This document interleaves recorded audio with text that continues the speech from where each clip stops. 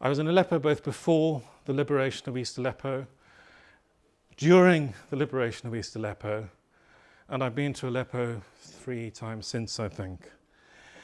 The story in the media was, I was so appalled when I went to Aleppo in September 2016 and saw the 2/3 of the city that was living, the 1.5 million people living under constant bombardments by the rebel groups that we were hearing on the news all the time. The shells, the bombs, the car bombs, which I experienced myself. On several occasions there was shelling nearby, very nearby, and we had to jump in cars and sped away to a different area of the city because of shelling the area of the city that we were in. I wasn't the only British person, but I was probably the only British man, I think, in Aleppo during the liberation of the city. The international media left the city 4 days before the city fell. I saw the reaction in the city when it erupted. The whole city erupted into celebration the night that it was announced that the rebels had been defeated and East Aleppo had been taken back.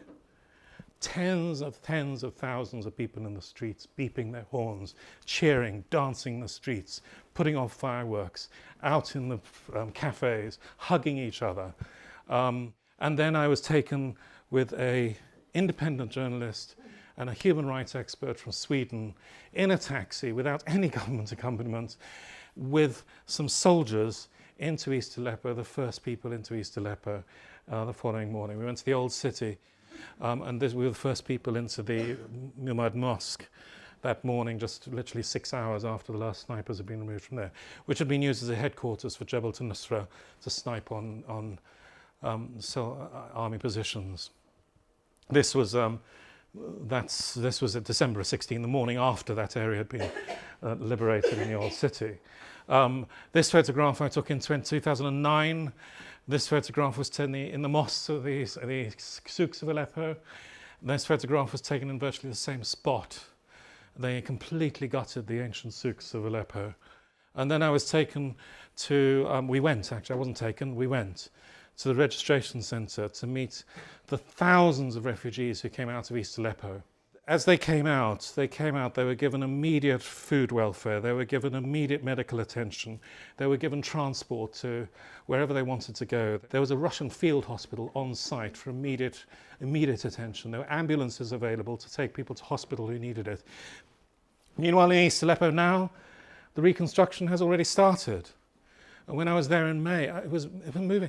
The streets of the old city, people are actually celebrating. The area around the citadel is completely cleared and restaurants have reopened and people are out on the streets enjoying life. This area, all of East Aleppo, would have been completely under gunfire, militant control, very, very dangerous. Now shops are coming to life, cars are back in the streets, rebuilding has started.